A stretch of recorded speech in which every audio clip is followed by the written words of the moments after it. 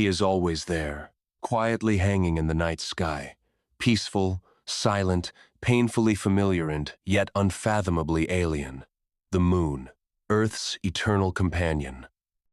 And beside Itit's daylight twin and counterweight the Sunday, a colossal burning god ruling over light, warmth, and life. Two opposites bound together so closely that they seem part of a single design. The moon and the sun, like shadow and light, like a door and its key. But what if this design isn't just a metaphor? What if everything we see above us was made deliberately? Let's start with geometry. The sun is about 400 times larger than the moon, but it is also 400 times farther away from Earth. This perfect ratio creates an almost mystical illusion. We see these two celestial bodies as the same size in the sky. Because of this, we witness solar eclipses, the precise moments when the moon perfectly covers the sun, leaving only a glowing crown. This is a unique coincidence that exists nowhere else in our solar system. Imagine millions of cosmic bodies, orbits, speeds, distances, and only here, only now, on Earth, an observer sees two utterly different objects appearing exactly the same. Is that just a coincidence? The moon has a diameter of about 3,470 kilometers, the sun over 1.4 million. It's like comparing a soccer ball to a skyscraper. Yet their perfect performance in the sky forces us to wonder, who set the stage? Some astronomers call this a cosmic serendipity, a lucky coincidence. Others more cautiously refer to it as anomalous harmony. But what if we are not looking at harmony, but at the trace of intelligence? Of course, science offers explanations. The most accepted theory about the moon's formation is the giant impact hypothesis. Around 4.5 billion years ago, Earth collided with a Mars-sized body called Theia. Debris ejected into space later formed the moon, but there are many blanks in this story. For example, why is the moon's chemical composition nearly identical to Earth's? Why are oxygen isotope ratios in moon and Earth rocks virtually the same? How could such a large satellite with a nearly circular orbit form this way? The moon is too large to be a satellite of a planet like Earth. It makes up about 1/4 of Earth's size, a massive proportion. There's no comparable example in the solar system. This isn't a moon. It's almost a small planet acting as Earth's stabilizer. And it seems that only thanks to the moon, life on Earth became possible. Without it, Earth's axis would wobble chaotically, changing the climate so radically that no stable biosphere could survive. Without it, the oceans would be restless, tides unpatterned, and temperatures could shift catastrophically. The moon is like a giant gyroscope keeping our world in balance. It is also a mirror of time. Our ancestors counted months by its phases. Its light-guided travelers and hunters, its cycles formed the basis of calendars. In many cultures, the moon held divine status.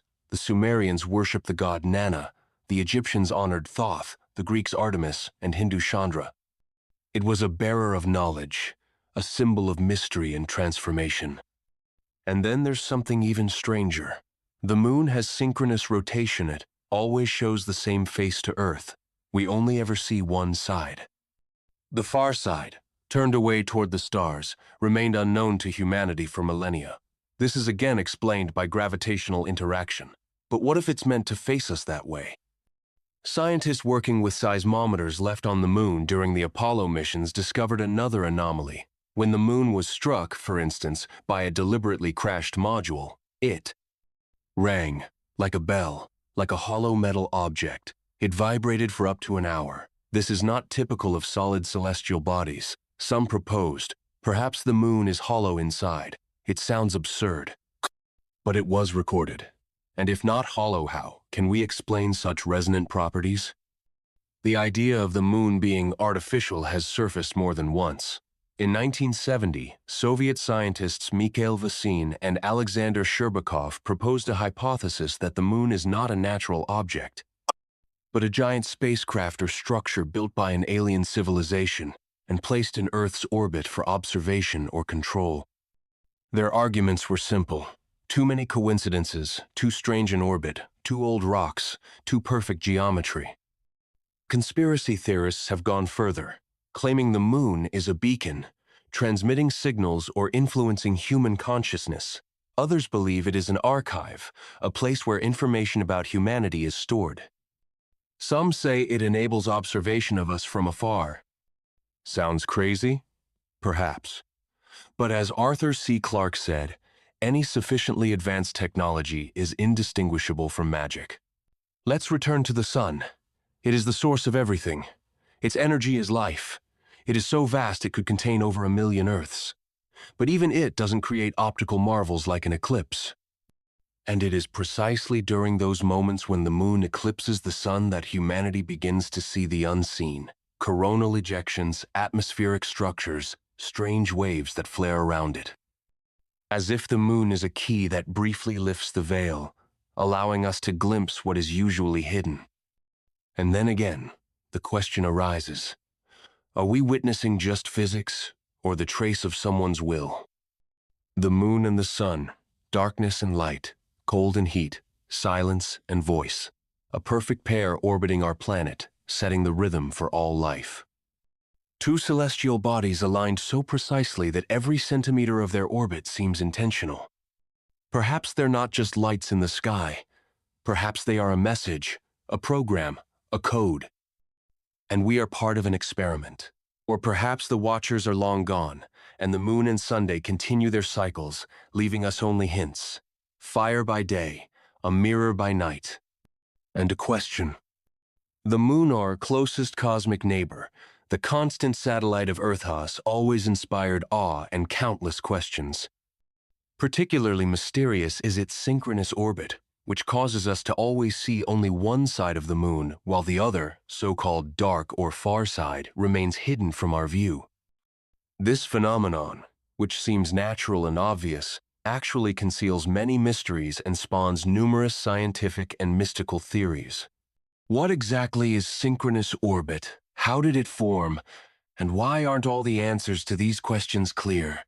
And why did the dark side of the moon remain inaccessible and so enigmatic for so long? A synchronous orbit is a unique state in which the period of a satellite's rotation around its axis equals the period of its orbit around the planet. For the moon, this means it rotates around the Earth in such a way that the same side of the satellite is always facing us. This phenomenon is the result of tidal locking, a gravitational influence of the Earth that gradually slowed the moon's rotation until they synchronized. Thus, the moon seems frozen in one pose relative to Earth. This is a unique case in the solar system, as not all planetary satellites have such stable synchronization. The formation of such an orbit took hundreds of millions of years. At first, the moon rotated much faster and showed Earth different parts of its surface. But tidal forces created by the interaction of gravitational fields caused large tidal bulges, which in turn slowed the satellite's rotation until it settled into a stable regime. Today, the moon rotates with a period of about 27.3 days, which coincides with its orbital period around Earth. The very fact of the existence of this synchronous orbit raises many questions. Why the moon, among all the satellites of planets in the solar system, has exactly this orbit, and how does it affect us? It is known that this unique interaction makes the moon extremely important for stabilizing Earth's rotation. Its gravitational influence helps maintain the tilt of Earth's axis at approximately 23.5 degrees, which corresponds to climate stability and seasonal changes. Without such balance, our planet could experience chaotic shifts in its tilt, making life far less predictable and possibly impossible in its current form. Now, about the dark side of the moon. This term, although widely used in popular culture, is somewhat misleading. In reality, no part of the moon is permanently dark. The dark side is the far side, which faces away from Earth, and it receives as much sunlight as the near side, just at different times. This hidden side of the satellite remained a mystery for a long time, as it could not be observed with Earth-based telescopes. Only in 1959 did the Soviet spacecraft Luna 3 take the first photographs of the far side, revealing a completely different, unfamiliar world. There, the dark lava plains characteristic of the near side were almost absent. Instead, the surface was covered with numerous craters, rougher and more uneven. This geological difference raises even more questions. Why such asymmetry? Why is the near side rich in vast lava plains, while the far side is not? One theory suggests that Earth's gravitational influence affected the moon's geological development, preserving internal heat and volcanic activity on the near side longer than on the far side. The absence of such influence on the far side led to faster cooling and a large number of impact craters. But it's not only geology that fuels the mysteries. Scientists studying magnetic fields and seismic data have discovered anomalies difficult to explain with conventional scientific models. For example, in the South Pole, Aitken Basin on the far side, there are massive magnetic anomalies that may indicate metallic inclusions or remnants of huge impact objects.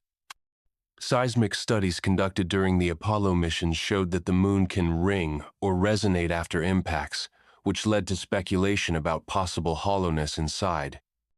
This sounds absurd, but it was recorded. If not hollow, how else can such resonant properties be explained? These unusual properties fuel theories about the artificial origin of the moon or even hidden bases of extraterrestrial civilizations on it. While such hypotheses lack scientific confirmation, they continue to inspire imagination and prompt new investigations. One obstacle in studying the dark side is the impossibility of direct radio communication with Earth. Since the moon always faces Earth with one side, the far side has no direct line of sight to terrestrial antennas. Therefore, missions that aim to work there require relay satellites or orbital stations, complicating research efforts significantly. Despite this, recent years have seen important breakthroughs. The Chinese Chang'e 4 mission became the first in history to make a soft landing on the moon's far side, providing unique data on soil structure, radiation levels, and microclimate. This success opened new horizons for studying our satellite and preparing potential colonies. Besides purely scientific aspects, the dark side of the moon has long lived in the myths and legends of many peoples. For many cultures, it symbolized the unknown, the hidden, the mysterious. It was believed that spirits, gods, or other supernatural forces resided there, watching humanity from the shadows. The moon, as a symbol of the cycles of life, death, and rebirth, always inspired feelings of respect and fear. Modern research and discoveries on the far side only emphasize that the moon is not just a passive object in space, but a complex system that affects our life far more than we usually think. Its gravity stabilizes Earth's climate, its phases influence biological rhythms, and its synchronous orbit creates a unique astronomical phenomenon found nowhere else in the solar system. Overall, the dark side of the moon remains a fascinating frontier, part scientific puzzle, part source of wonder, a celestial body that quietly guards its secrets, inviting us to explore further. Mysterious anomalies on the moon represent one of the most enigmatic subjects in modern space exploration and astronomy. Since the first lunar missions, scientists and researchers have noted that the moon is not merely a lifeless ball covered in craters. On the contrary, it has turned out to be full of surprises, mysteries, and anomalies that challenge many established ideas about the moon's origin and nature. With the advent of modern robotic missions such as NASA's Lunar Reconnaissance Orbiter, LRO, and the Chinese Chang'e spacecraft series, the study of the moon's far side has gained new momentum. It is precisely on this relatively unexplored side of the satellite that a number of unusual phenomena have been discovered. Phenomena that cannot be explained by ordinary geological processes. One of the most striking anomalies are unusual magnetic fields localized in certain regions. Unlike Earth, the moon lacks a global magnetic field that would protect its surface. However, some areas exhibit local magnetic anomalies much stronger than what would be expected from ordinary rocks and minerals alone. This calls into question the idea that the moon's magnetism is purely a natural result of ancient volcanic activity or meteorite impacts. On the contrary, such strong magnetic zones might indicate the presence of metallic inclusions or even remnants of technological objects left there long ago. Even more mysterious are regions with elevated radiation levels. Normally, the moon's surface is subjected to intense solar and cosmic radiation due to its lack of atmosphere and magnetosphere that could deflect harmful particles. However, certain zones have radiation levels that significantly differ from neighboring areas. Why? Scientists offer no definitive answer. One hypothesis suggests these areas could contain special materials capable of either accumulating or reflecting radiation in unusual ways. Another category of anomalies consists of unusual structures that, in orbital images, resemble traces of large objects or even architectural constructions. Some of these shapes are so precise and geometrically well-defined that they provoke astonishment and suspicion. Some researchers even suggest that these might be remnants of alien bases or technological devices built thousands or perhaps millions of years ago. These ideas, of course, have sparked waves of criticism from mainstream science. Classical astronomy and geology maintain that all these phenomena have natural explanations, albeit complex ones. For instance, some of the anomalous formations could be the result of unique erosion processes, meteorite impacts, or even volcanic activity that occurred in the moon's past. However, there are those who insist the moon is not merely a natural celestial body. They propose hypotheses of artificial origin or of its use by advanced ancient civilizations as some kind of station or observation post. This idea is not new and has even been dubbed the hollow moon hypothesis. According to this, the moon may have been artificially created or modified, and its unusual properties are traces of technological processes science has yet to explain. The hollow moon hypothesis emerged after Apollo missions recorded that the moon rings when struck. It vibrates and resonates like a bell. This is atypical behavior for a solid rocky body. How to explain such resonant properties? Could this be evidence of hollowness or a large internal cavity? Furthermore, there are theories about remnants of alien bases on the moon. Evidence in the form of photos and videos showing anomalous objects fuels speculation about the presence of extraterrestrial technologies or structures. Some even believe that a secret observation station monitoring Earth was placed on the moon. These hypotheses are often accompanied by numerous conspiracy theories and speculations that governments are hiding the true information about the moon and its secrets from humanity. Although official science remains skeptical about these ideas, public interest in the topic persists. Today, modern missions continue exploring the moon, especially its far side. With every new discovery, we receive more data about its structure, composition, and properties, gradually helping to unravel its mysteries and anomalies. Yet, simultaneously, more questions arise as every new anomaly becomes a source of new hypotheses and speculation. Perhaps this is the true nature of the moon, an eternal mystery waiting for us to become wise enough to solve it. After all, not everything can be explained by ordinary physics and geology. Sometimes the real answers lie within the unknown, the moon's dark side. The dark side of the moon is not just a scientific object for study, but also a profound symbol in the cultures, myths, and religions of many peoples around the world. Since ancient times, this hidden side of Earth's satellite, unseen by human eyes, has been perceived as something mysterious, enigmatic, and even mystical. It became the source of numerous legends, symbols, and beliefs that shaped the collective understanding of the world and the unknown. For many ancient civilizations, the moon was more than just a celestial body shining in the night sky. It acted as a mediator between worlds, between the earthly and the celestial, between the living and the dead, between light and darkness.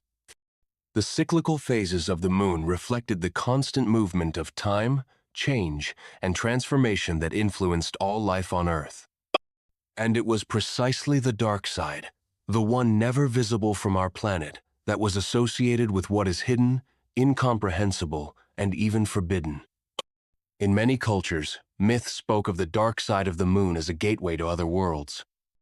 It was a world of spirits, ancestors, or gods, which could not be touched or glimpsed without special rituals or divine blessing. For example, in some shamanistic traditions, moonlight was considered a guide between the worlds of the living and the dead, while the dark side was a portal opened only during special astral journeys or dreams. The dark side of the moon was often linked to hidden knowledge. In secret societies, alchemists, and esoteric traditions, this image became a symbol of deep wisdom, inaccessible to ordinary people.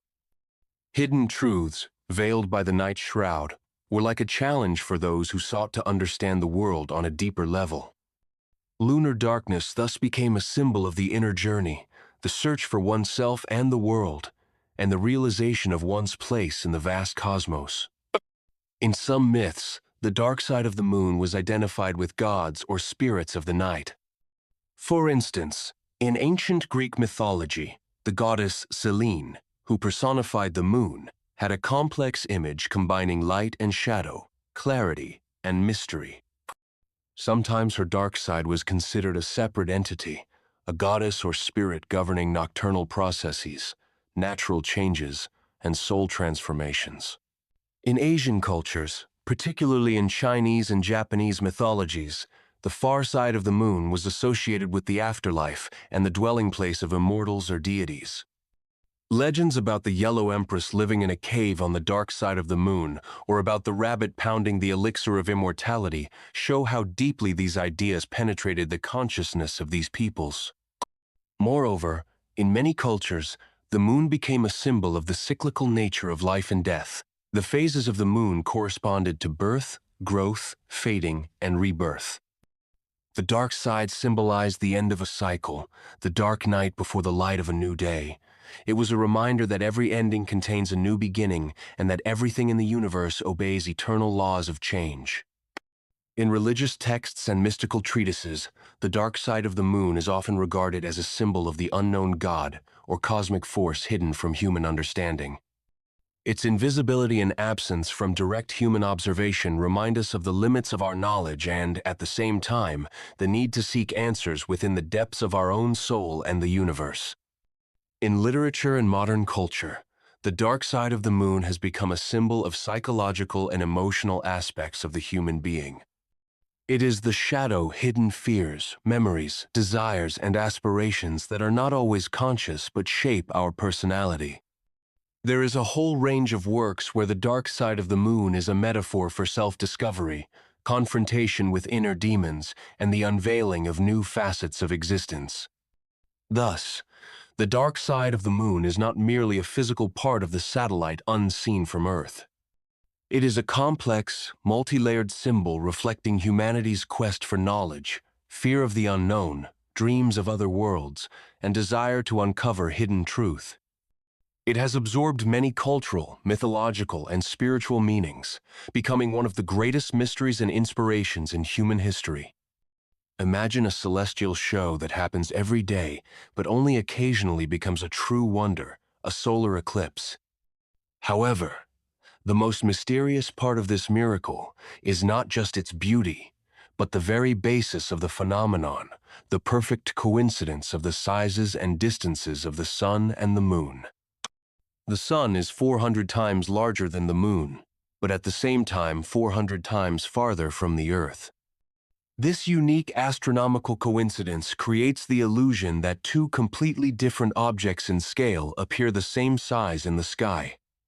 This allows the moon to perfectly cover the sun during eclipses, creating the perfect coronal effect. If we look at other planets in the solar system, such precise coincidences do not exist anywhere else. No other moon matches its sun in size and distance so exactly as to create such striking eclipses. Why? Astronomers explain this as an exceptional but random combination. But randomness is not always an explanation, especially when it comes to such perfect harmonies. For many researchers, this remains a mystery. Of course, many coincidences occur in nature, but such precise, ideal ratios like the 400 times between the sun and moon cannot simply be a matter of chance. The question arises, could this be a manifestation of some cosmic design, a hidden plan that set this coincidence for a certain purpose? If this is not a coincidence, then what lies behind it? Could nature, or perhaps a higher power, or even an intelligence have given us this gift? After all, it is precisely thanks to this coincidence that we can observe solar eclipses phenomena that reveal to us a hidden world of the sun. During total eclipses, the bright disk of the sun disappears, and we see its corona, the hot, glowing atmosphere that is invisible under normal conditions. We can observe amazing structures, strange waves, and flares that unveil many mysteries of solar physics. The mystery lies in the fact that without this unique factor of 400, we would never have the chance to witness such a marvelous play of light and shadow. The moon acts as a key that briefly lifts the veil of the sun. It is as if someone created this perfect system so that we could see something more than just a star. To deepen our understanding of this phenomenon, let us turn to myths and legends of different cultures, which for centuries have observed the sky and sought deep meaning in these events. The sun and the moon often appear as two halves of one whole, as twin brothers guiding humanity through time. In ancient Egyptian mythology, the sun is the god Ra, who travels across the sky daily on his boat, while the moon is the god Khonsu, who guards the night. They complement each other, day and night, light and shadow, life and death. In Greco-Roman legends, these are Apollo and Artemis, brother and sister ruling day and night. Similarly, in many cultures, the sun and moon symbolize the duality of existence, masculine and feminine, active and passive, hot and cold. Perhaps this ancient symbolism points to something deeper, that their celestial coincidence is not accidental, but deliberately woven into the very fabric of the universe, something conceived from the very beginning. Modern science does not deny the immense significance of this harmony. After all, if the moon were a little smaller or a bit farther away, solar eclipses would be partial or impossible altogether. This would change the way humanity perceives the universe and perhaps even its cultural development. We now know that this exact 400 times ratio will not last forever. The moon is slowly moving away from Earth by several centimeters each year. In millions of years, this unique coincidence will vanish. But while it exists, we can consider it one of nature's greatest wonders, or perhaps a part of some cosmic plan. So, what is it? Coincidence, a miracle of nature, or a message from distant space? The answer remains a mystery for each to solve in their own way. And while this secret lives in our sky, the sun and moon continue their dance, two perfect circles that occasionally meet in the sky, giving us light, shadow, and unfathomable magic. The sun and the moon are the two main luminous pillars of our world, two grand forces that influence not only the physical state of the Earth, but also our perceptions of the universe. They are like two poles of cosmic balance, eternally interconnected and harmonious, yet at the same time concealing countless mysteries that remain beyond our understanding. From the perspective of modern science, the sun is a giant thermonuclear furnace, a main sequence star emitting the energy necessary to sustain life on Earth. The moon is its natural satellite, reflecting sunlight and regulating nature's cycles. But behind this simple picture lie far more complex phenomena that continue to deepen the circle of mysteries every year. One of the greatest scientific marvels is the perfect geometric ratio of the sizes and distances of the sun and moon from Earth. This coincidence is so unique that it is difficult to explain by chance. The sun is approximately 400 times larger than the moon, but simultaneously 400 times farther from the Earth, making their apparent sizes in the sky almost identical. This allows us to observe the phenomenal total solar eclipse events that do not occur on any other planet in the solar system. Is this really just coincidence? Or is it an indication that our planet and its satellite were created according to a certain plan? Some scientists propose the idea of cosmic design, the theory that the parameters of the Earth, Moon, and Sunday are the result not of random processes, but of some architectural intent. This hypothesis is based on observations that without the stabilizing effect of the moon, the Earth's rotational axis would be unstable, causing chaotic climate changes that would make stable life impossible. Thus, the moon is not just a satellite, but a vital component of Earth's ecosystem. This makes us ponder, if the moon really plays such an important role, why does its origin remain a mystery? The giant impact theory, where a Mars-sized body called Theia collided with Earth, ejecting debris that later formed the moon, explains much, but not everything. The chemical similarity of the moon's surface to Earth's identical isotopic compositions and the unusually large mass of the satellite distinguish it from all other natural satellites in the solar system. The so-called dark side of the moon side hidden from Earth remained unseen by humanity until the 20th century thanks to space missions. There, unusual geological structures, areas with abnormal magnetic fields, and elevated radiation levels were discovered, phenomena that do not fit conventional models of natural processes. This has spawned numerous hypotheses, from theories about remnants of ancient alien bases to speculations that the moon might be a hollow structurea, giant cosmic artifact. Further scientific expeditions uncovered the astonishing moonquakes phenomena, where the moon, like a metal bell, resonates after seismic impacts, contradicting the idea of it being purely a rocky body. These anomalies cast doubt on traditional models of satellite formation and open the door to speculations about the possible artificial origin of the moon. The sun is not without mysteries either. Its atmosphere, photosphere, and corona emit light and energy that sustain our planet. Yet during total solar eclipses, when the moon blocks the bright light of the sun, humanity glimpses a marvelous world of coronal ejections, plasma waves, and other phenomena usually hidden from our eyes. These events make us wonder, perhaps eclipses are not just physical phenomena, but a kind of cosmic code that allows a glimpse into the inner workings of the sun. Legends and myths from many cultures, from Sumerian to Native American, describe the sun and moon as twin brothers or two sides of the same coin. They are not just astronomical bodies, but symbols of light and shadow, life and death, constant change and cyclicality. These stories might be echoes of forgotten knowledge about the true nature of our celestial bodies, which still remain a mystery to modern science. Will we ever reach the truth? Will the sun and moon forever remain shrouded in mystery that fuels our imagination? One thing is clear: they are not merely sources of light and heat. They are pieces of a vast cosmic puzzle in which we are but small players, yet with the potential to uncover secrets that will change our worldview.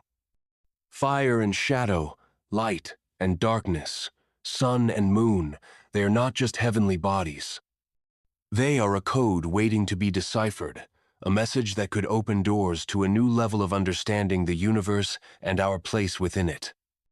And as we gaze into the sky, searching for answers, the very nature of these two lights compels us not to stop, to explore deeper, dream bigger, and believe that the truth might be closer than we think. Are you ready to walk this path? Can we unveil the truth about the sun and the moon, fire and shadow that lead us through the infinity of space? The light exists, the shadow exists, and between them lies the most important question facing humanity. It comes every day, without delay, without explanation, without emotion. The sun, the most reliable constant of our world. We don't ask why it shines, we simply accept it. We don't thank it when it rises. We don't say goodbye when it disappears beyond the horizon. We've forgotten that this isn't a rule, it's a privilege. And it is not eternal. It didn't begin with a storm or with a flare. It began with silence. Almost unnoticeable, this new, unfamiliar silence at dawn. The light was there, but it was different. As if someone had removed an invisible filter. As if the sun had come closer, brighter, but colder. It's hard to explain. Not scientifically, but on a visceral level. You stand beneath the first rays of morning, and they don't warm you, they pierce you. Not gently, not kindly, but almost as a warning. You might not even notice. You'll say, It's spring, or it's just autumn, but something inside you will shift. And you won't know why. Humanity has grown used to looking down on the sun. We've conquered the atom. We've walked in space. We've made billions of observations, calculations, models. And yet, most people still don't know that the sun does not burn like fire. It doesn't flame. It doesn't blaze. The sun is a nuclear disaster that never ends. A cosmic reactor balanced between explosion and equilibrium. And if that balance shifts even slightly, everything we know will vanish. In minutes, silence came first. Then new colors. Sunrises in recent years have changed. They've grown less warm, less golden. At times, they carry a pale grayish light, almost sterile. Photographers say, the sky has lost its depth. Some see glints where there should be none. Opticians shrug. Atmospheric scattering, they say, and stare at the floor. But those who know the old traditions say otherwise. They say, the sun is no longer alone. That something has come with it. Something is standing behind it. In the Himalayas, there is an old legend of the empty light. It's not darkness. It's not an eclipse. It's when the light still shines, but brings nothing. No warmth, no life, no energy. It is dead light. Old monks said, when the empty light arrives, the world will change. Not die, not collapse. It will simply become different, and you will no longer recognize it. Some believe that the sun is not just a star. It is a mirror. It reflects what our world truly is. When humanity loses its connection with itself, the light changes too. In ancient India, there was a school of thought that taught sunlight is not a constant, that it depends on human consciousness. And when that consciousness drifts toward chaos, the light loses meaning. Then it becomes dangerous. Like a warning, I see you. I see what you're doing. Many who've had near-death experiences describe the same thing. A light, very bright, very close. It was calling me. Is this a metaphor? Or contact with something older than all of us? The silence before the light, it's not just silence. It is a pause before the music, before the strike, before the explosion. A pause that we felt but ignored. Because we don't know how to listen to silence. We don't know how to listen to the sun. What if it's trying to speak to us? Not with words, not with signals, but with light itself? In its own language. Through changes in color. Through the tempo of sunrise. Through tension in its rays. It demands nothing. It does not threaten. It is simply different. And that should be enough to make us afraid. For the first time in history, we can see the sun up close. Through satellites, probes, telescopes. And the closer we look, the more questions arise. Why are there dark sunspots during periods when there shouldn't be? Why does plasma behave unpredictably on quiet days? Why has its spectrum shifted on frequencies we thought were fixed? The silence before the light. Light that no longer warms. Beams that seem to stare back at you. We don't know what has changed. But we do know. Something is happening. And the real question is not what's wrong with the sun, but are we ready to see the answer? To understand the present, we must return to the past. But not the past written conveniently in textbooks. The past that was silenced. The one carved into stones, hidden in encrypted myths, and erased from records. Because our sun, it has changed before. And humanity has already witnessed it. We've just forgotten. Or were helped to forget. In ancient Sumer, there was a legend of a second sun. It came rarely, but when it did, it brought fear. The fiery eye of the sky, they called it. And every time this second light appeared on the horizon, the world shifted. Texts speak of great floods, of vanishing lands, of days that lasted too long, or nights that refused to end for weeks. What was it? An astronomical anomaly? The passing of an unknown object? Or something that caused our sun to behave differently? In South America, there are accounts of the dark sun. The Incas believed it once shone over Earth. Not bright, but black. And it brought with it the first night of fear. They described a sun that didn't bring warmth, but pain. People began losing memory, forgetting their language, their names. And then, as if someone switched it back. But the world was no longer the same. The question isn't whether the sun changes. The question is, do people remain the same after it does? There's another source, less official. Ancient star maps. Some of them don't match our current sky. But they are precise. Too precise to be fiction. These maps suggest that Earth's position, and possibly the sun's, has shifted. Periodically. Cyclically. What if everything we see now is just part of a larger, more dangerous cycle? There's a theory. Great empires didn't fall from war or plague. They collapsed after changes in the light. Chinese chronicles speak of a sun that vanished for 7 days. Egyptian priests recorded days when Ra returned not from the horizon, but from beneath the earth. Roman historians wrote of a sun that turned the color of blood. Each time, chaos followed. Wars, upheavals, the disappearance of civilizations. Coincidence? In the temples of Angkor, there are carvings of 2 suns. One the present, and the other a memory of the past. A silent reminder that the sun has phases we do not understand. Maybe we live in just one of those phases, in a so-called calm between the shifts. But that calm is ending. In 1908, something fell in the Tunguska region of Siberia. The official story, a meteorite.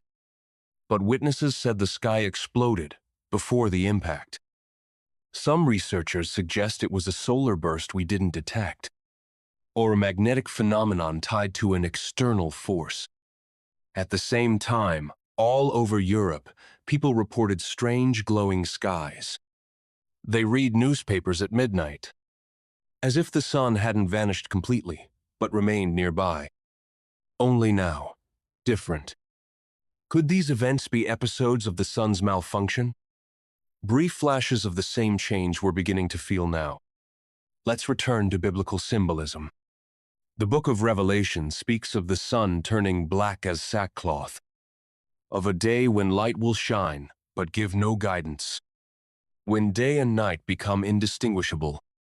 This isn't just poetry. It's a possible reality, because there's a phenomenon, atmospheric transparency paradox. When the sun's spectrum shifts so much that our brain stops interpreting it as day, it'll be bright, but we'll feel it's night. And that is scientifically possible.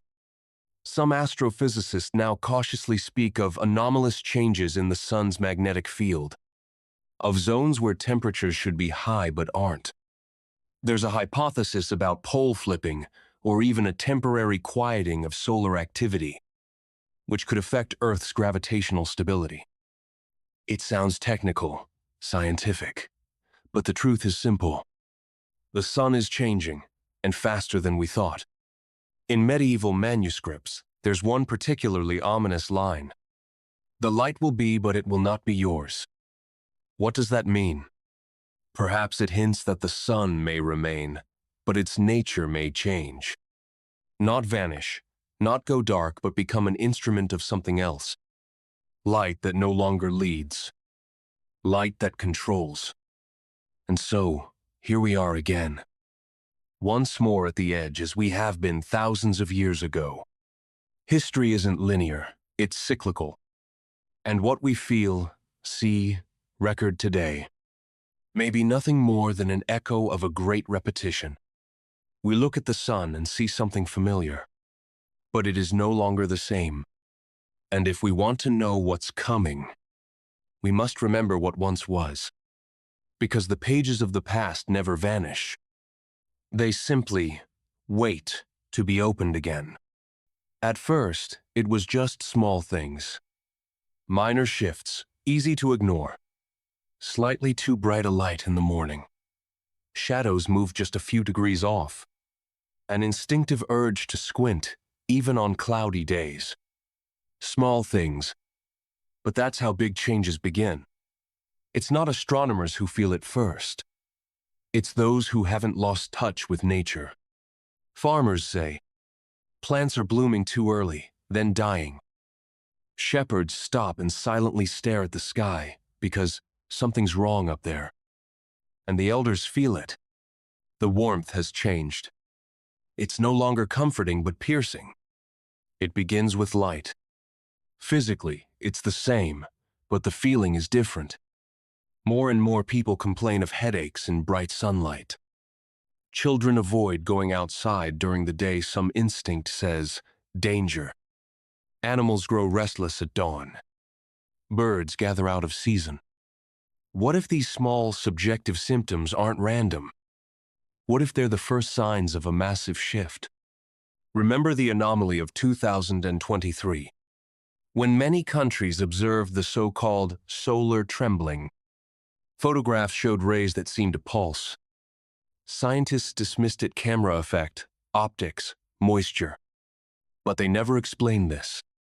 Synchronized trembling shadows across continents at the exact same time, as if the light source itself glitched. Or June 11, 2024. The sky over parts of Europe turned violet. Not at sunset, not at night in broad daylight. Meteorologists said, atmospheric pollution. But at the same moment, the sun looked blurred, as if covered with a thin living membrane. The scariest part? Most people aren't frightened by these things, because we've trained ourselves to ignore anything that doesn't fit the daily script. We see signs from above, but turn down the screen brightness. There's a phenomenon, non-optical shadows, when a body casts a shadow in the wrong place. In Africa, India, Argentina, cases reported where a person stood under direct sunlight, and their shadow fell at a different angle. This is real, not a myth. The explanation? Atmospheric turbulence. But no one says why it's happening more often. In 2025, this year, for the first time ever, a solar beam imprint was detected at night. High in the Nepalese mountains, a photo captured a glacier glowing, as if bathed in daylight. But there was no moon, no stars, only deep darkness and a glow from the southern horizon, where there should have been only sky. Another sign: star map disarray. Amateur astronomers claim some stars shifted position. Not vanished, not new, just moved slightly. Professionals responded, optical illusion, atmospheric refraction. But data shows that this refraction defies standard physical models. Stars moved as if Earth itself trembled, or began to move differently. Over Antarctica, they recorded solar twins, a phenomenon where two suns appear on the horizon. The explanation: parhelion, an atmospheric effect. But why do these twins move independently of the actual sun? And why are both sides of objects lit up at once in some areas? Maybe it's not two suns, but a mirror, a projection, an illusion meant to keep us from noticing that the true source of light is changing. Do you know where the word apocalypse comes from? It means unveiling, a revelation of truth. Maybe this is our apocalypse. Not the end of the world, but the end of illusion. The sun has always been with us. We thought it was constant, a symbol of stability. But what if it's just a shell? A mask hiding something we're not meant to know? The sun is not just a source of heat. It's a direction, a beacon that tells us where we are and when we are. But if it starts to lie, even a little, we lose everything. Navigation, circadian rhythms, orientation. We lose reality. And here's the most dangerous part. These signs don't scream. They whisper. The sun doesn't fall from the sky. It simply becomes different. The signs from above are already here. They've always been here. But now they're more frequent, louder, closer, and soon we won't be able to ignore them. The sun has changed, and we must decide. Will we keep looking up, pretending everything's fine, or finally begin to see? Light, what we consider the source of life and warmth.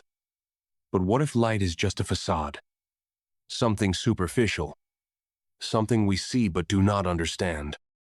The sun sends us light incredibly strong, unchanging, eternal. But what's hidden within that light is no less important. What if inside the light lies information, messages, signals, something that could tell us the true state of the sun, or even more? It's known that the solar spectrum is complex and multi-layered, and we see only a small part of it. What is hidden in the ultraviolet, the infrared? What about gamma rays? Some scientists suggest that the sun is not just a huge ball of plasma, but a complex system with processes we cannot fully understand. There are theories that deep inside the sun there are cyclical information bursts, like in a cosmic computer that periodically updates itself but does so in a way we do not notice. Another theory, the sun might be an extraterrestrial object. Not just a star, but a kind of beacon or device. But who placed it there, and for what purpose? Ancient myths speak of light that speaks, light that carries knowledge, warnings, or even curses. In the Bible, there are lines about the sun that groans and sky that weeps blood. What if these are metaphors for changes in the light's flow? We are used to seeing light as something positive, but light can also be a weapon. Light can control. Consider the phenomenon of bioluminescence in nature. Organisms glow to communicate, intimidate, or camouflage. What if the sun also glows with a purpose? What if its light is a code that affects all life? And then the question arises, what happens when the code changes? When the light stops being what we know? There is a strange hypothesis about the sun's dark energy, something invisible permeating its rays. A part of energy we cannot detect, but that affects time, space, and consciousness.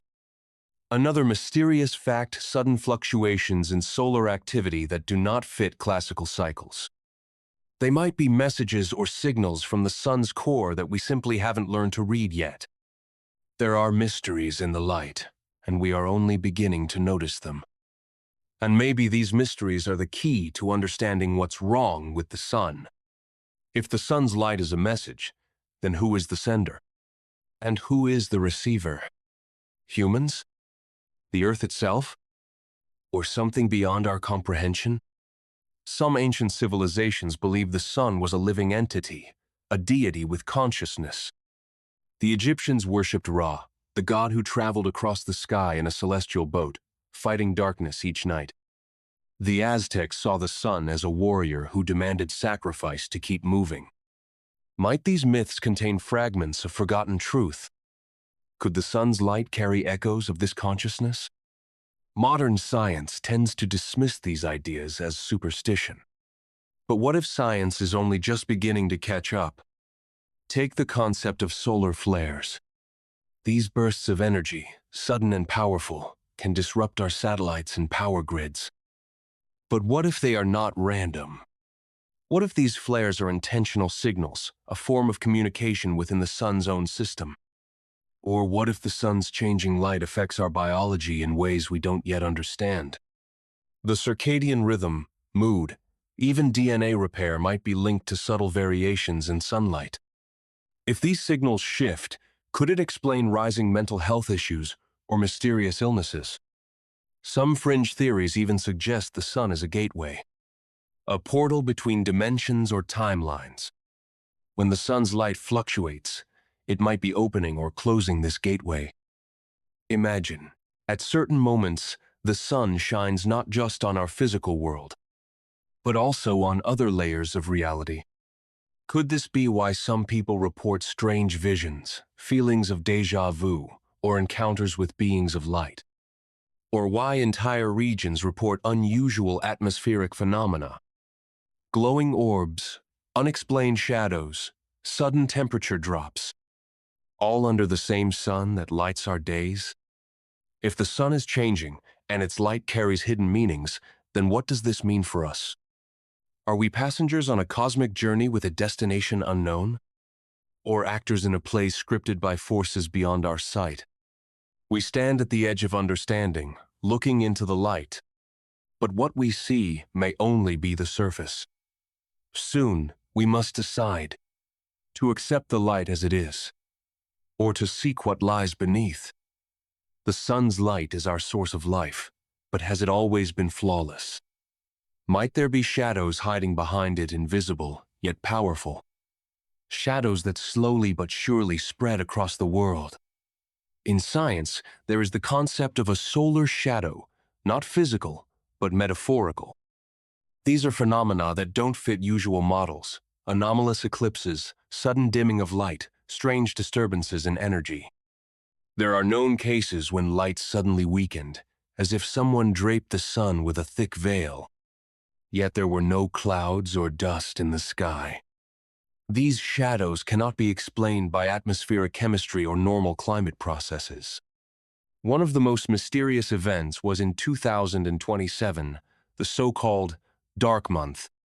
For an entire month, the sun's light was 15% weaker worldwide. Scientists couldn't explain the cause. Speculations and theories swirled, from cosmic dust to artificial interference. But what if it was something alive? Something able to hide within the light, manipulate it, create shadows? Ancient legends speak of shadow gods, entities living between light and darkness. They cannot live without light, but also hide in its shadows. Maybe these are not just myths. Recent studies showed that at the edge of the solar corona, there are sometimes dark pulsations, bursts of energy that don't emit light, but absorb it. If the sun is not only a source of light, but a complex system of light and shadow, then our understanding of it is just the surface. And the scariest part, these shadows are growing. They appear more often in our lives: technical glitches, strange illnesses, feelings of unexplained fear. What is this? A natural process? A dangerous mutation? Or perhaps a sign that something above us is awakening? The entire cosmos is not just an endless void. It is full of voices, quietly whispering between the stars. And the sun is one of these voices. But what exactly is it telling us? Scientists have recorded strange radio waves coming from the sun. They are unlike ordinary solar vibrations. These waves repeat in unusual patterns, like a code or language. Is it possible that the sun is communicating, but not with us? With something greater? Other civilizations? Neighboring stars? Or even with the cosmos itself? Some researchers have proposed the hypothesis of a cosmic consciousness, an awareness permeating the entire universe. And the sun could be a node in this network, an access point or transmitter. If so, then each ray of our sun's light is not just heat and energy. It is information, a message, part of a great conversation. Ancient cultures preserve memories of the sounds of the sky, the music of the spheres, which no one can hear, but everyone feels.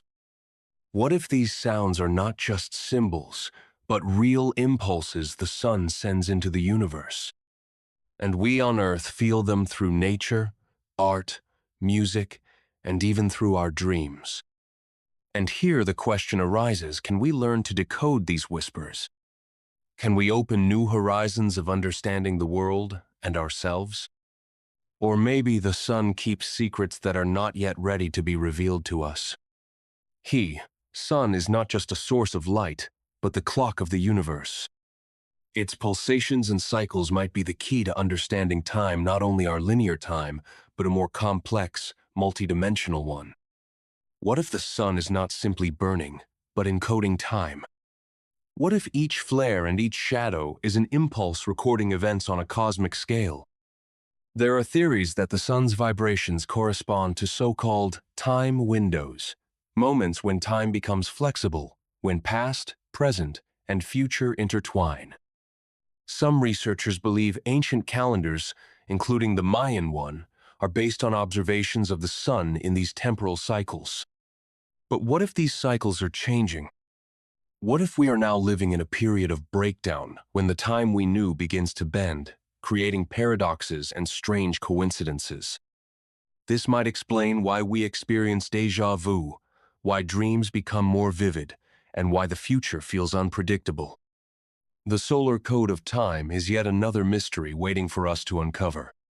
If the sun encodes time, then its cycles might influence not only the cosmos, but also our perception of reality. Perhaps certain solar events trigger shifts in consciousness, opening windows to memories long forgotten or glimpses of possible futures. Scientists have noticed correlations between solar activity and human behavior, from mood changes to sudden bursts of creativity. Could this be more than coincidence? Could the sun be guiding us through the labyrinth of time? Ancient myths often speak of timekeepers, celestial beings who govern the flow of moments and ages. What if the sun is one such keeper, a living clockwork that sets the rhythm of existence? Modern physics hints at the fluidity of time. In theories of relativity and quantum mechanics, time is not fixed, but malleable. Could the sun's energies be the key to unlocking this cosmic flexibility? Some speculative ideas suggest that by decoding the solar rhythms, we might learn to navigate time itself, to heal past wounds, alter future paths, or even glimpse parallel realities. But this knowledge may come with a price. Interfering with time's flow could unravel the fabric of reality, or awaken forces beyond our understanding. For now, we stand as observers and participants in the sun's cosmic dance, caught between light and shadow, past and future, certainty and mystery. The solar code of time remains an enigma, a riddle whispered in every sunrise and sunset. Will we ever truly understand its message? Or are we destined to forever chase the fleeting light of time? We all know the sun as a massive nuclear furnace, a star bomb burning for millions of years. But what if its heart is not just fire, but something far more complex? Deep inside the sun, processes occur that science cannot yet explain. Some anomalies in solar activity do not fit conventional models. There are theories about dark energy inside the sun, a mysterious force influencing its behavior. What if this energy is not only a cosmic phenomenon, but the key to understanding the secrets of the universe? There have been known cases of sudden changes in the sun's brightness unrelated to ordinary flares. These events suggest that something beyond our comprehension happens at the sun's core. Some scientists speculate that at the sun's core there might be something like a quantum heart, a structure that governs its energy at the deepest level.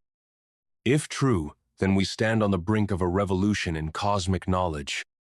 But are we ready to face the truth hidden in the heart of the sun? Or will it conceal dangerous secrets?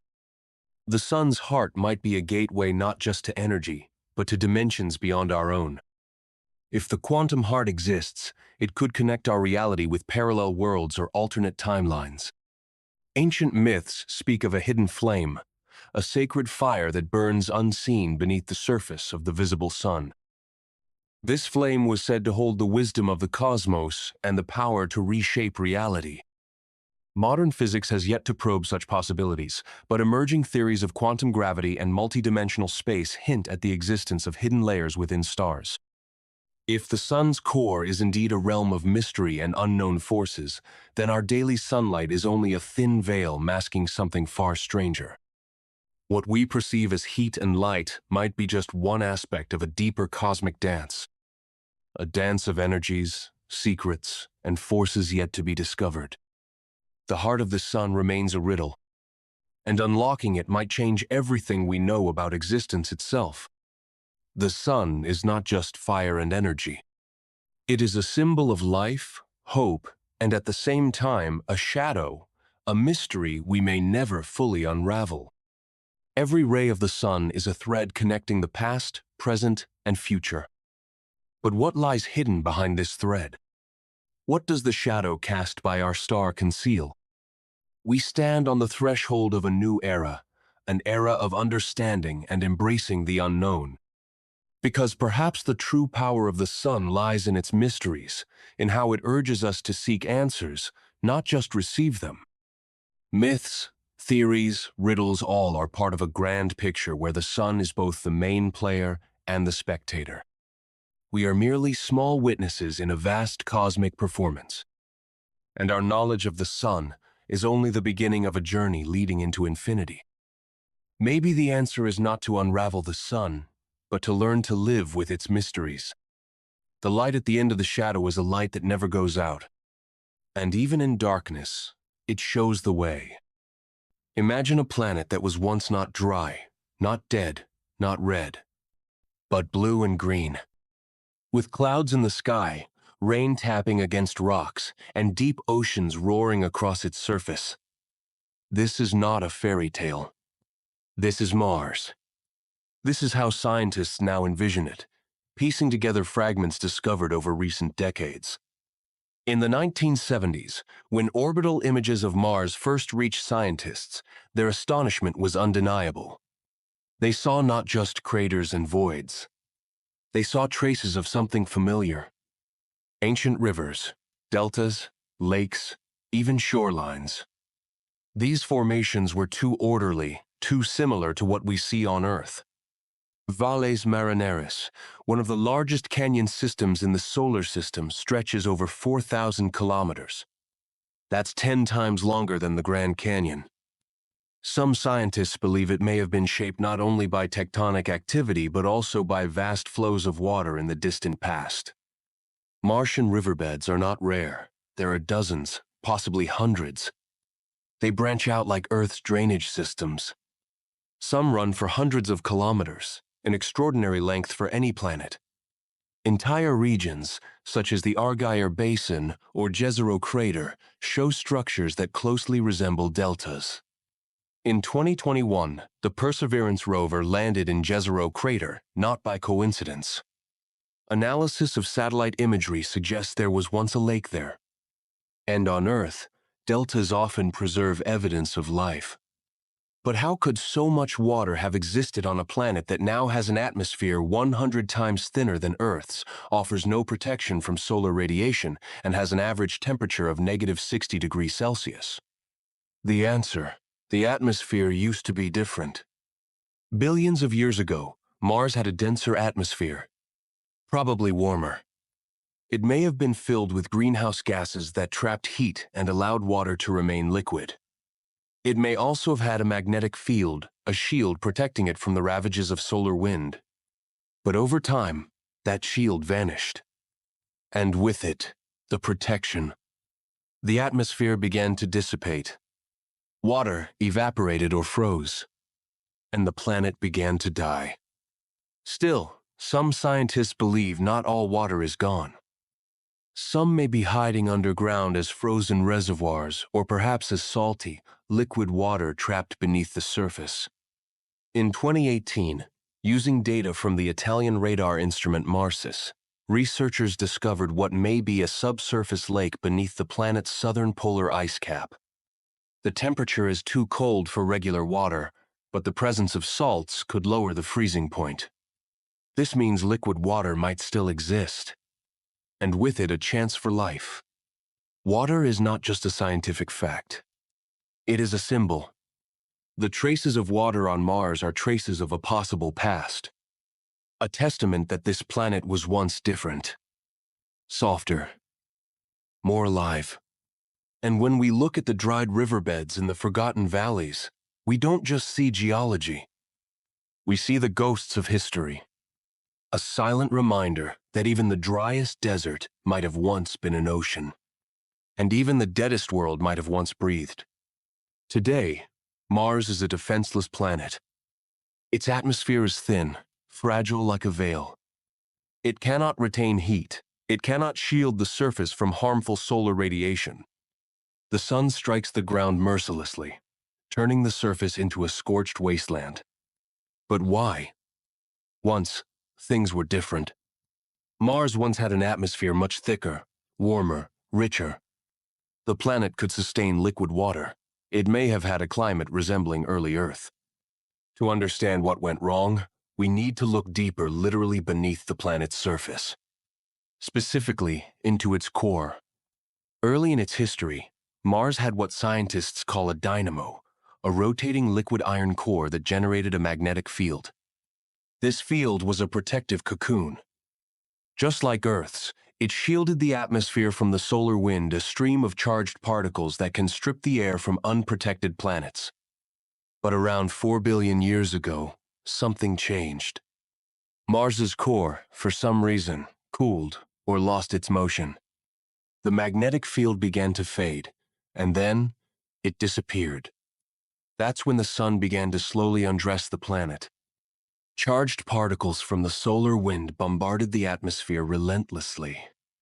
The molecules of gas, especially light ones, like hydrogen and helium, escaped into space. Surface pressure dropped. The greenhouse effect weakened. Temperatures plummeted. Water began to evaporate, and what remained froze into the ground, or the polar caps. Today, the surface pressure on Mars is only about 0.6% of Earth's samba. That's not enough for liquid water to survive. It simply boils away and instantly turns to vapor. Even ice sublimates, skipping the liquid phase. Without a magnetic field, Mars became an open battlefield. Every day, every hour, its surface is struck by cosmic radiation. This kills any potential for life and makes the idea of colonization extraordinarily difficult. But why did the core shut down? There are theories. One suggests Mars is simply too small. The planet's mass is not sufficient to sustain long-term movement of liquid iron in the core. Earth, being larger, still has an active core today.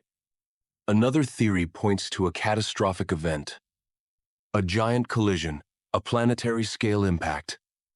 Perhaps a large asteroid or protoplanet struck Mars, altering its internal structure. On the opposite side of the planet from where such an impact may have occurred, we see strange geological anomalies, possibly scars from that ancient disaster. Whatever the cause, the protection was lost. And that changed everything. Mars didn't die overnight. It was a slow, invisible death. Each day a little less atmosphere. Each solar storm another blow. And millions of years later, we are left with a red, dry, dead world. But not entirely dead. Its past is preserved in dust layers, in frozen water, in stone. Which means there's a chance to understand how it all began. And how it might one day begin again. Imagine an ocean. Not on Earth, but on Mars. Vast, deep, with waves crashing onto red shores. An ocean that may have once covered a third of the planet. An ocean where life might have first emerged. This isn't fantasy. It's one of the most compelling theories about the red planet's past. In Mars's northern hemisphere lies a vast lowland region known as Arabia Terra and Vastitas Borealis. It is almost perfectly flat, with only slight variations in elevation. And crucially, it lies well below the level of the rest of the planet. Exactly what we'd expect to find if this area had once held a sea.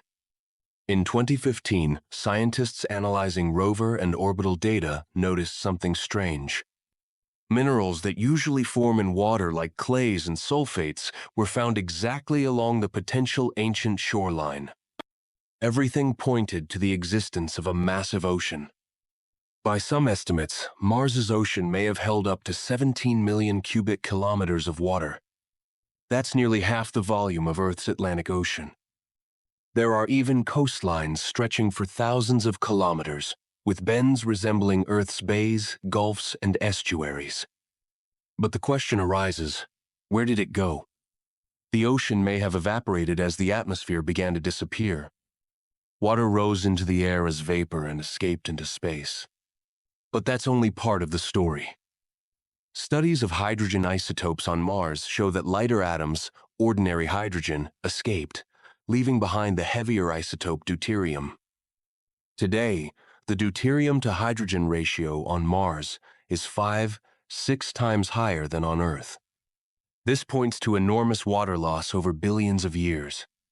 Another portion of the water may have simply frozen into the soil. Deep beneath the surface, remnants of ancient oceans may still exist now frozen forever. In some areas of Mars, when dust is blown away, patches of ice appear, possibly remnants of that hidden ocean. But there's still a mystery. How could an ocean be stable in Mars's gravity and atmosphere? This leads us to a bolder idea that Mars once had a warm and stable climate for a long time. Perhaps there were clouds, rains, even seasonal cycles. Or maybe there was something else. Something we don't yet understand. Because if there was an ocean, there may have been life. Perhaps deep within the Martian sea, the first cells formed. Perhaps they didn't all die. Perhaps something still waits in underground reservoirs, in icy caves, or at the bottom of long dry lakes. The ocean is gone, but the idea of it still stirs the imagination. Because it means Mars wasn't always dead. It may have once been young, warm, and alive. What if we're not alone? This question has haunted humanity since ancient times. And when we talk about life beyond Earth, Mars is perhaps the first candidate. Not just because it's close, but because it's the most similar. It once had water. It had warmth. Perhaps it had an atmosphere like ours. And if that's true, could life have emerged there? We're looking for the traces, carefully studying the soil, analyzing samples, exploring craters that once held lakes, monitoring methane in the atmosphere. Methane is key. On Earth, most methane has a biological origin. It's produced by microorganisms in swamps, in soil, even in the stomachs of animals. And strangely, Mars has methane too. Its levels fluctuate seasonally. It disappears, then reappears. But what's producing it? There are two possibilities.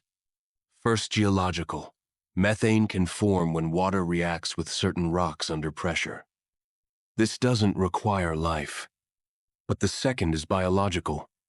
That would mean something is alive. Microbes, bacteria. Life beneath the surface in caves, under the soil, hidden from radiation.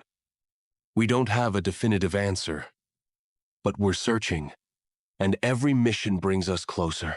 In 2021, the rover Perseverance began exploring the Jezero crater, once a lake, with a river delta. It's a perfect place to preserve signs of life. Clay, sediment, layered deposits, all of it could have sealed in organic material. What we're hoping for are biosignatures. Molecules that, on Earth, are associated with life. Even if life itself is long gone, its traces might remain. Some scientists believe signs of life have already been found. In Martian meteorites that fell to Earth, structures resembling bacteria were discovered. It's not proven. It's not a fact. But it's another clue. There's also a hypothesis that life on Earth came from Mars. It sounds like science fiction, but it has a scientific basis. If life emerged first on Mars, and then a massive impact ejected rocks into space, and if those rocks reached Earth, they could have brought microbes with them. Life that didn't originate here, but arrived from there. Perhaps we are the Martians. Sounds crazy? Yes. But in science, it's not only the answers that matter, it's the questions we dare to ask. And the biggest question of all is still open. Are we alone in the universe? Mars is the first place where we seek the answer. Every living planet has a shield. Invisible, yet vital. A magnetic field. Protects against cosmic radiation. Against the solar wind. It holds the atmosphere in place, preserves water, and makes life possible. Earth has one. Mars does not. Once, Mars had its own magnetic field, as strong as Earth's. But then it vanished. Why? One hypothesis is this: Mars's inner core cooled. On Earth, the movement of molten iron in the core creates a dynamo effect. That's the engine of the magnetic field. On Mars, that engine stopped. And when the magnetic shield disappeared, the solar wind began stripping away the atmosphere. Drop by drop, molecule by molecule, over billions of years. Today, Mars's atmosphere is extremely thin, less than 1% of Earth's arcs. And it's the loss of its magnetic field that turned the planet cold, dry, and dead. But if we want to bring life back to Mars, can we restore its magnetic field? The idea sounds wild, but it's being discussed not by sci-fi writers, but by scientists at NASA and ESA. One proposal: place a giant magnet near Mars, in the Lagrange point L, one between Mars and the Sun. There, the magnet would create an artificial shield, protecting the atmosphere from solar wind. It wouldn't regenerate Mars's own field, but it could stop further loss. Another idea: heat up the Martian core. How? For instance, through a series of nuclear detonations at the planet's center, theoretically. This might restart the dynamo. But the risks are immense. Other concepts include plasma generators, enormous satellite mirrors, or even a technosphere, an artificial shell generating a magnetic field around the planet. Today, this sounds like science fiction. But once, so did walking on the moon. Because if we ever want to live on Mars, we must do more than build domes. We must give it back its heart. A magnetic heart, pulsing with invisible rhythm. The rhythm of a living world. Imagine a planet where there's no air to breathe, where every breath is technology, where life is impossible without a spacesuit. That's Mars. Its atmosphere is a whisper-thin veil of carbon dioxide. Pressure 100 times lower than on Earth. Oxygen almost non-existent. Temperature? On average, -60 degrees Celsius. At night, even lower. Lethal, cold. But if we ever want to live there, the atmosphere must change. We must turn Mars into a second Earth. This process is called terraforming. The idea to change the climate, pressure, and atmosphere composition so the planet becomes habitable. How? First, we need to heat the planet. Once temperatures rise, frozen CO at the poles will start to evaporate. This will trigger a greenhouse effect, amplifying the warming. Gradually, pressure will rise, and the atmosphere will thicken. Methods? Orbital mirrors to focus sunlight on the polar ice caps. Mass production of greenhouse gases like perfluorocarbons, far stronger than CO. Bombarding Mars with ammonia-rich asteroids to release additional gases. Giant greenhouses where plants produce oxygen. It sounds like a civilization-scale megaproject. And it is. But even under optimistic estimates, full transformation of Mars's atmosphere would take thousands of years. And unimaginable resources. There's another view. Don't change Mars, change ourselves. Live in sealed domes. Edit human DNA for adaptation. This isn't a planet for humans. We must become Martians. But what if we could? What if we created a Martian dawn, where the air is clear and the sky blue? What if one day, a child steps outside without a suit, feels the wind, a real wind, not from a machine, and breathes real air? This is not a dream. It's a question of technology, time, and will. Without water, there is no life. That's the rule. No exceptions. All known life forms depend on it. And when we search for life in the universe, we search for water. Mars had it. A lot of it. Rivers, lakes, even oceans. But where did it go? Today, Mars is a dry desert. Temperatures are too low for liquid water. It either freezes or evaporates. And the atmosphere is too thin to hold it. But that doesn't mean the water is gone. It's still there, beneath the surface, in the form of ice. Satellites detect massive deposits of frozen water near the poles. In some regions, even closer to the equator. In 2018, the Mars Express radar detected something incredible. Beneath the southern pole, there's a lake. Liquid. Salty. Possibly stable. This discovery challenged our idea of a dry Mars and gave new hope. So how do we bring water back to the surface? One option: heat the planet. Rising temperatures will cause ice to melt. Temporary rivers, lakes, and atmospheric moisture could appear. Another option: use local ice. Melt it inside enclosed colonies. Use it for drinking, growing plants, generating steam. A third option: import water from asteroids or moons. But that's expensive and complex. There's one more idea: create a cycle. Vapor, clouds, rain. An artificial weather system. If we can start a water cycle, it would be revolutionary. But the main question remains: can we restore water, not just as a resource, but as a living environment? Because water isn't just H2O. It's the liquid cradle of biology, the memory of a planet, and maybe the key to its future.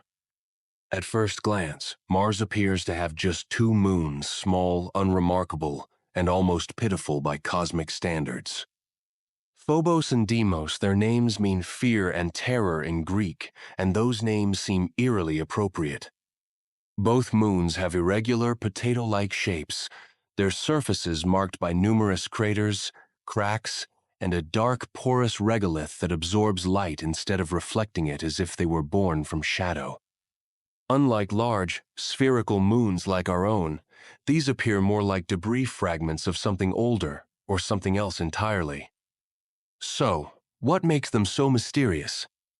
First of all, their size. Phobos is only about 22 kilometers in diameter, and Deimos is even smaller, around 12 kilometers.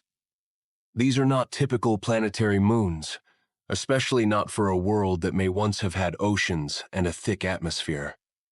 They resemble asteroids more than satellites, and that resemblance might not be accidental. One popular hypothesis suggests that Phobos and Deimos didn't form alongside Mars, but were captured from the asteroid belt, pulled into orbit by the planet's gravity billions of years ago.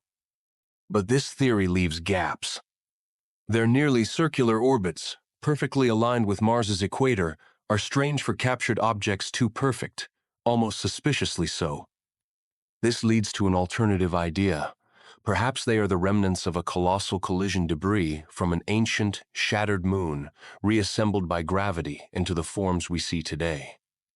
Yet some theories go even further. Phobos, for example, orbits Mars incredibly fast, completing a full revolution in less than 8 hours, which means it moves faster than Mars itself rotates. Because of this, it's slowly but inevitably spiraling toward the planet, and in 30 to 50 million years, it will be torn apart by tidal forces and crash into the surface, or possibly form a ring around Mars, much like Saturn's. But there's an even stranger idea. In the 1960s, Soviet radar studies of Phobos returned unexpected results, anomalies that led some researchers to speculate, what if Phobos is hollow inside? This fueled a radical theory that it might be artificial. Yes, it sounds like science fiction, and the mainstream scientific community largely rejects it. But the truth is, we still don't have a definitive explanation for the origins of Mars's moons. Until we send missions to study them up close, perhaps to return samples, or even land Phobos and Deimos, will remain enigmatic shadows in Mars's sky, quietly reminding us that in the cosmos, very little is ever as it seems. Could Mars once have been home to intelligent life? This question has haunted scientists since the 19th century, when astronomers peered through early telescopes and saw what appeared to be canals, straight lines etched across the red planet's surface. One of the most vocal proponents of this idea, astronomer Percival Lowell, was convinced. These were artificial structures, built by a dying civilization to irrigate their arid world. Though later disproven, the theory left a deep mark on human imagination. Mars became a planet of mystery, a world where more than just rocks and dust might have existed. Today, we know the canals were an optical illusion, a trick of imperfect lenses and eager minds. And yet, the question remains. In fact, it is only deepened. Because we now see that Mars was once warmer. It had liquid water. It may have had a thicker atmosphere, a magnetic field, and possibly the right conditions for life. And if those conditions existed billions of years ago, why couldn't life simple or even complex have emerged? Some researchers believe microorganisms may have evolved there. Others suggest life might have been delivered via meteorites, perhaps from Earth or even another planet, in line with the theory of panspermia. There are also more speculative, but no less fascinating ideas. Certain geological formations on Mars resemble shapes that seem oddly familiar. The most famous of these is the so-called face on Mars. Discovered by Viking 1 in 1976 on the Cydonia Plateau, it appeared to be a giant humanoid face carved in stone. NASA later explained the phenomenon as a play of shadows and light, a natural landform that looked very different in higher resolution images. But for some alternative theorists, it became a symbol. What if Mars once held something more? A city? A temple? The remnants of a vanished civilization? And here's where things get truly intriguing. Science fiction and science sometimes touch. Because even if there were no cities, no engineers, no monuments, perhaps there was life. Perhaps there still is. Modern missions like Perseverance are searching for biosignatures, ancient sediments, traces of organics, possible microbial textures. The question isn't whether Martians had antennas. It's whether Mars was ever alive. And if so, what happened to it? In other words, could the lost civilization of Mars be more than a myth? Maybe the answer is just beneath the red dust. Once upon a time, Mars may have looked much like early Earth, warmer, with an atmosphere, rivers, lakes, perhaps even an ocean. But something went wrong. Today, it's a cold, dead desert with no magnetic field and a thin, fragile atmosphere that offers no protection from space radiation. What happened? Why did Mars lose it all? One of the leading theories points to the loss of its magnetic field. On Earth, the planet's molten iron core powers a magnetic shield, the magnetosphere that protects our atmosphere from the solar wind. Mars, according to current data, lost its magnetic field about 4 billion years ago. And once it did, the atmosphere began to slowly leak into space. The solar wind, a stream of charged particles, began stripping Mars of its atmosphere, atom by atom. Without protection, the planet couldn't retain its gaseous shell. And without atmosphere, the greenhouse effect vanished, water disappeared first from the surface and then perhaps even from underground reserves. This process wasn't sudden, but its outcome was devastating. That's why Mars is what it is today, a ghost planet. What's fascinating is that we can observe these changes not only through telescopes, but via missions like MAVEN, which studies atmospheric loss. Its data reveals that Mars is still losing part of itself every day. Every second, a spark drifts away, a breath of a dying world. But what if this wasn't just a natural disaster? Some speculative theories suggest, what if Mars didn't lose everything by chance? What if there was external influence? Or even a technological catastrophe? Will we ever know the truth? Maybe. But to answer that question, we'll need more than just exploration. We'll need to understand ourselves. Because maybe what happened to Mars could happen here too. Scientific models tell us Mars lost its atmosphere due to natural processes, internal cooling, the end of geological activity, and the subsequent loss of its magnetic field. Then came the solar wind, gradually stripping the planet's atmosphere and depleting its water. It all makes sense, but there are details that keep some researchers up at night. On the surface of Mars, there are regions where radiation levels are significantly higher than elsewhere. One such place is Utopia Planitia. In this area, researchers have detected an unusual excess of xenon-129, an isotope that, according to some interpretations, may be evidence of a nuclear explosion. NASA scientists acknowledge this as an anomaly. Most attribute it to natural processes. But not everyone agrees. Physicist Dr. John Brandenburg, who studied the Martian atmosphere, proposed a bold hypothesis. What if nuclear explosions occurred on Mars not naturally, but artificially, as the result of a war between ancient civilizations? This theory sounds like science fiction, and maybe it is. But it raises questions that still have no clear answers. Could the high radiation levels be the result of a localized nuclear event? Are there other signs, not just chemical, but structural? Could something built lie buried beneath the dust? We have no solid proof, but we have possibilities, and they, when paired with science, drive exploration forward. Maybe we'll never know the full truth. But the very idea that Mars might have suffered a man-made cataclysm changes how we look at the planet's past. And if it happened there, who's to say it can't happen here? When we look at Mars today, we see a dead world, cold, unprotected, cloaked in dust. But will it always be this way? Is it possible that Mars could live again? Among scientists and visionaries, a dream has long taken root to transform Mars into a second Earth. This process is called terraforming. The goal is to alter the planet's atmosphere, temperature, and ultimately its ecosystem to make it suitable for human life. It sounds ambitious, maybe even utopian. But what if it's more than just fantasy? What if we truly can bring life back to a world that once lost it? One proposed method is to trigger a greenhouse effect, for instance, by releasing gases such as perfluorocarbons, which trap heat. This could gradually warm the surface and unlock frozen reserves of water and carbon dioxide.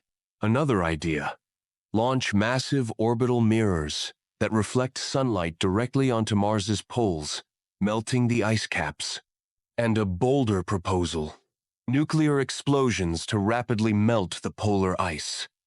Elon Musk summed this up in 2 words: nuke Mars. But these are not just technical questions. They're ethical, philosophical, and ecological ones. Mars is its own world. Though lifeless, it is unique. And if we someday find microbial life there, do we have the right to change it? Terraforming would also demand resources, time, and technologies we don't yet possess. And the biggest question of all: why? To escape Earth? Or to prove we can build, not just destroy? Perhaps terraforming Mars is not only about the planet. It's a test of humanity, not a story of conquest, but of renewal, maybe even redemption. Imagine this: Humans waking up beneath domes that shield them from the Martian cold. They grow plants in greenhouses under artificial lights, walk in spacesuits between modular habitats, and outside red dust, a dead desert, and a tiny Sunday hovering on the horizon. This isn't a scene from a sci-fi movie. It's a potential vision of our future. But how realistic is it? Companies like SpaceX already have long-term plans for Martian colonization. Their goal is to build a self-sustaining human settlement, one that could survive even if catastrophe strikes Earth. Elon Musk speaks of hundreds of starships, thousands of pioneers, and eventually, a million-strong Martian civilization. But Mars isn't welcoming us with open arms. The atmosphere is too thin to breathe. Radiation is lethal. Temperatures are extreme. Even the simplest tasks, building shelters, producing water, growing food, are enormous challenges. Psychologically, it's a different world too. Confined living spaces, constant isolation, gravity only a third of Earth's. Mars may become not just a second home, but a test of our mental and physical resilience. But does that mean we should give up? Absolutely not. In fact, the drive to colonize Mars reflects who we are. We are explorers. We are boundary breakers. And even if the first settlements are harsh, even if much goes wrong with each generation, we'll come closer to calling Mars home. Perhaps in the distant future, children will be born not on Earth, but beneath the crimson sky. And by then the question, can Mars become a second home, will no longer need asking. It simply will be. When we talk about colonizing Mars, the conversation often revolves around technology, logistics, rockets, energy systems, but a deeper question lingers between the lines. Why are we so eager to leave? We often hear the argument, Earth is in danger, climate change, wars, overpopulation. We need a backup plan.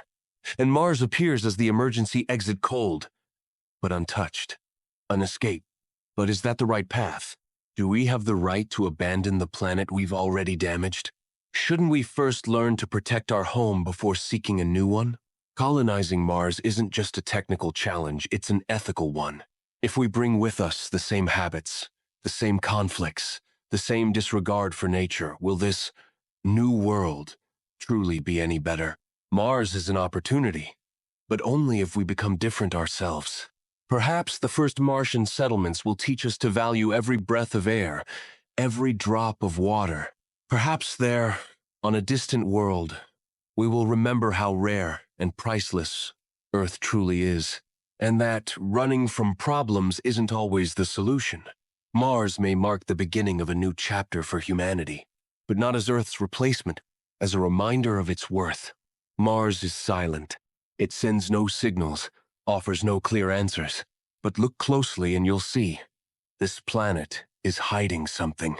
At first glance, Mars is just a red ball, covered in rock and dust.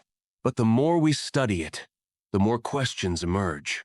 Some of them uncomfortable, even unsettling.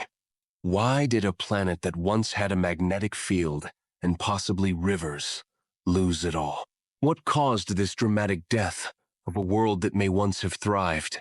And what lies beneath the Martian surface?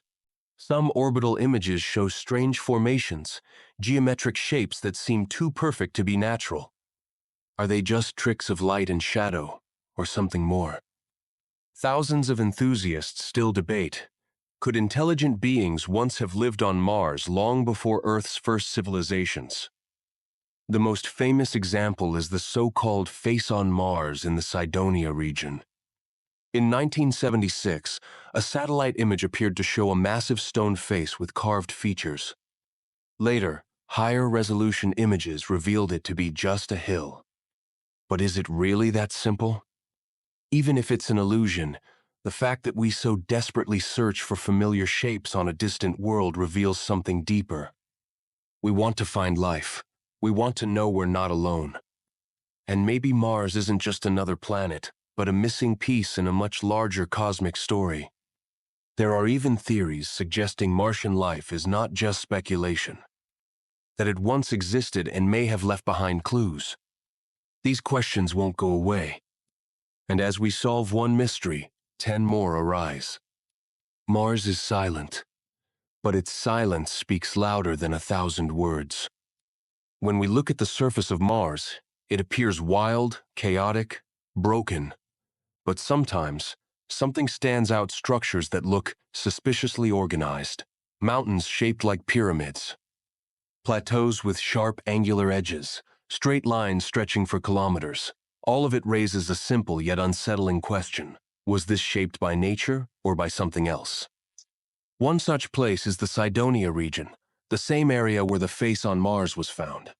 But nearby are even stranger formations, symmetrical hills, which some researchers have dubbed Martian pyramids. They form geometric shapes, pentagons, triangles. Coincidence? Maybe. But some believe these are remnants of a lost civilization. Similar anomalies exist in other regions: the Elysium Planitia, the Valles Marineris, craters with perfectly round islands in the center. Each formation is like a whisper from the past, raising questions, giving no answers. Skeptics say it's pareidolia, the brain's tendency to see familiar patterns where there are none. And yes, our minds are wired to find order in randomness. But what if some of those patterns are real? Perhaps Mars was not only alive, but civilized. Perhaps a great catastrophe, environmental, geological, or even a war wiped it out.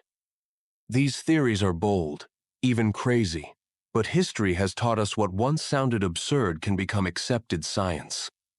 For now, all we can do is photograph, analyze, wonder. The mysterious structures remain, staring back from the deep silence of time. And maybe they're waiting for us to realize there was more to Mars than dust and stone. The more we learn about Mars, the more we notice it resembles us. Not like Venus, hot, toxic, wrapped in acidic clouds. And not like Jupiter, a gas giant with no solid surface. Mars feels familiar, like a distant relative who met a different fate. Once, it had an atmosphere, maybe clouds, rain, even oceans. Its axial tilt is similar to Earth's meaning seasons.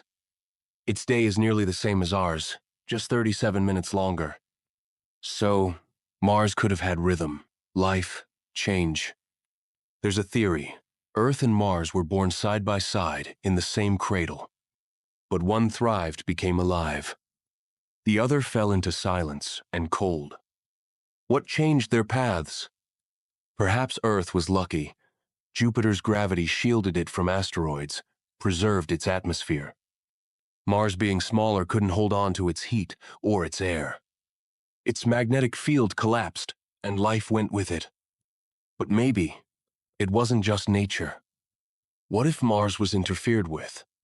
What if the catastrophe that turned it into a desert wasn't natural? Some theories even suggest that life on Earth is the result of Mars's downfall. That microbes or even technologies were transferred here by accident or design. It sounds like science fiction, but these ideas are being seriously studied. Because if Mars is Earth's fallen sibling, we must understand what killed it, and if the same fate could await us. Mars is silent. Not the silence of peace, but the silence of something long gone, something that perhaps once was, and then vanished. No birds, no wind through trees, no water trickling across stones. Only endless plains of dust, ancient craters, and winds that whisper across a dead world. But what if this silence is not simply absence? What if it is a message? We peer into the Martian void and see faint echoes of our own world. Dry valleys where rivers once may have flowed. Polar caps of ice that wax and wane with the seasons. A reddish sky that once may have seen clouds drifting across it. It's a world that, in so many ways, could have been Earth. It's as though Mars is a mirror not of what we are, but of what we could become. A warning preserved in dust and stone. What happened here? Why did everything stop? Scientists propose many answers. The loss of its magnetic field allowed the solar wind to strip away its atmosphere. Its small size meant it couldn't hold on to heat. A dramatic climate collapse may have turned lush terrain into barren desert. All of this, perhaps natural. But then come the anomalies. Structures too sharp to be coincidence. Magnetized rocks in patterns. Traces of isotopes, like xenon 129, that appear in ways we don't fully understand. They might be geological quirks, or they might be evidence of something more. Something or someone that was here and is no longer. And in this vast silence, one can't help but ask, is Mars what happens when a world is abandoned? Is this what's left behind after a civilization falls dust, silence, forgotten ruins? Or maybe Mars was never alive at all. Maybe it only pretends to resemble Earth, luring us in, testing our assumptions. But that, too, is a lesson. Because if a world that looks so much like ours could still be sterile, then intelligent life is even more rare, even more fragile than we imagined. And we are standing on a knife's edge, perhaps unaware of how easy it is to tip into silence ourselves. Mars doesn't speak, but its quiet is not empty. It is heavy. It is waiting. Waiting for us to listen, not with instruments, but with understanding. And perhaps what it's trying to say is simple. I was like you once. Be careful. Mars is silent, but we are not. Not anymore. For decades, we've looked at that red point in the sky and seen more than just rock and dust. We've seen potential, mystery, and perhaps even destiny. The time when Mars was just a myth or a backdrop for science fiction is over. Now, we send machines with eyes and hands. We drill, we sample, we listen. But more than that, we dream. Humanity is preparing to walk on Martian soil, not in a novel, not in a simulation, but in reality. This is no longer a story about curiosity. It is a test of who we are and who we want to be. We are reaching for a world that may once have known life, or may one day host it again because of us. But this mission isn't just about science. It's not just about exploration or glory. It's about survival. It's about meaning. Because if we go to Mars only to conquer it, exploit it, repeat the same mistakes we've made on Earth, then the red planet will become not a second home, but a second grave. A monument not to our greatness, but to our inability to learn.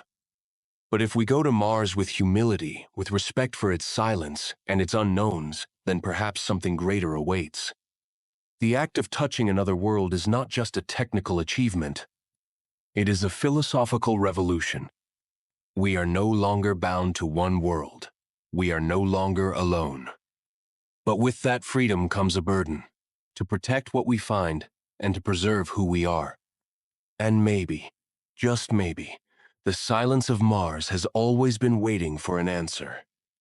Not from a radio signal, not from a probe, but from us showing that we can grow, evolve, and carry the fire of life into the cold darkness beyond Earth.